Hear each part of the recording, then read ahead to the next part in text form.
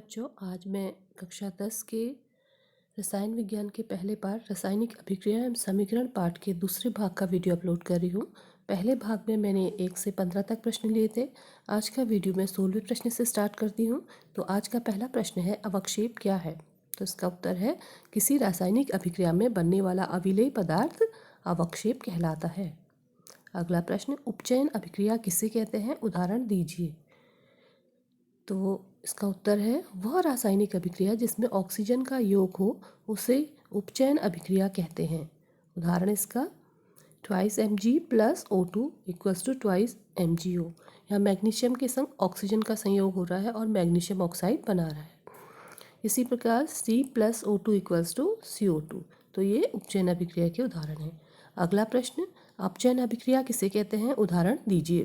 तो इसका उत्तर है, वह रासायनिक अभिक्रिया जिसमें ऑक्सीजन का ह्रास होता है, यानी ऑक्सीजन में कमी आती है, उसे अपचयन अभिक्रिया कहते हैं। अप माने कम होना, जैसे कहते हैं ना, मान का अपमान, अप माने कम हो जाना, मान कम हो जाना, वैसे ही यहाँ पर अपचयन यानी ऑक्सीजन का कम होना। तो CuO + H2 = Cu + H2O, यानी कॉपर ऑक्साइड से वहाँ कॉपर बन जा रही है। ऐसे ही यहाँ पर जिंक ऑक्साइड है, ये कार्बन के संग अभिक्रिया करता है तो जिंक बन जाता है और ऑक्सीजन इससे हट जाती है, उधर कार्बन मोनोऑक्साइड बन जाती है। तो ZnO + C = Zn + CO। अगला प्रश्न, अपचयन उपचयन अभिक्रिया किसे कहते हैं? तो इसका उत्तर है, वे रासायनिक अभिक्रियाएं जिनमें अपचयन उपचयन अभिक्रियाएं एक साथ होती हैं अपचयन उपचयन अभिक्रिया या रिडॉक्स अभिक्रिया कहलाती है।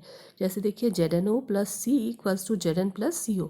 यहाँ पर जो ZnO है या जिंक ऑक्साइड है, इसका अपचयन हो रहा है, यानी ऑक्सीजन हट रही है तो Zn बन रहा है, और जो C है, कार्बन है, उसमें इधर से ऑक्सीजन जुड़ रही है तो ये इसका उपचयन हो रहा है। कार्बन में जब ऑक्सीजन जुड़ रही है तो उपचयन है, और वहाँ जिंक ऑक्साइड से जब ऑक्सीजन हट रही है और जिंक बन रहा है तो इसका अपचयन हो रहा है। तो इसलिए इस प्रकार की अभिक्रियाओं को उपचयन अपचयन अभिक्रिया कहते हैं। अगला प्रश्न, संक्षारण किसे कहते हैं? तो इसका उत्तर है, जब किसी क्रियाशील धातु की सतह वायु, जल तथा अन्य पदार्थों में उपस्थित ऑक्सीजन द्वारा उपचयित हो जाती है तथा धातु नष्ट होने लगती है, यह प्रक्रिया संक्षारण कहलाती है। अगला प्रश्न, विकृत गंधिता किसे कहते हैं? तो इसका उत्तर है, तैलीय तथा वसायुक्त खाद्य पदार्थ वायु में उपस्थित ऑक्सीजन द्वारा उपचयित हो जाते हैं, जिससे इनके स्वाद तथा गंध परिवर्तित हो जाते हैं, इसे विकृत गंधिता कहते हैं। अगला प्रश्न, वसायुक्त भोज्य पदार्थों को उपचयन से बचाव हेतु इनमें क्या मिलाया जाता है? तो इसका उत्तर है, वसायुक्त भोज्य पदार्थों को उपचयन से बचाव हेतु प्रतिऑक्सीकारक मिलाए जाते हैं। अगला प्रश्न, आलू के चिप्स को उपचयन से बचाने हेतु कौन सी गैस प्रवाहित की जाती है? तो इसका उत्तर है, आलू के चिप्स को उपचयन से बचाने हेतु नाइट्रोजन गैस प्रवाहित की जाती है। अगला प्रश्न, 2 धातुओं के नाम बताइए जो संक्षारित नहीं होती। तो इसका उत्तर है, सोना और चांदी। अगला प्रश्न, जंग का रासायनिक सूत्र क्या है? तो जंग का रासायनिक सूत्र Fe2O3.XH2O है। X यानी यहाँ पर हम पानी के जितने अणु इसमें जोड़ेंगे तो X उसकी जगह आ जाए, उसकी जगह अणुओं की संख्या आ जाएगी, तो इसलिए जंग का सूत्र है Fe2O3.XH2O। अगला प्रश्न, बिना बुझे चूने का रासायनिक नाम तथा सूत्र लिखिए। तो इसका उत्तर है, कैल्शियम ऑक्साइड, CaO। अगला प्रश्न, बुझे चूने का रासायनिक नाम तथा सूत्र लिखिए।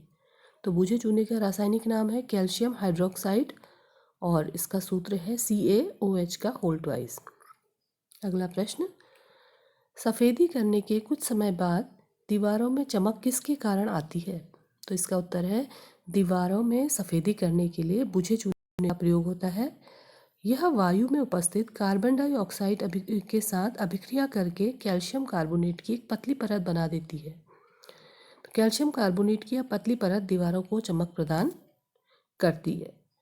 तो इसके साथ ही इस पाठ के 1-1 नंबर के लगभग सभी प्रश्न यहाँ पर पूरे हो जाते हैं।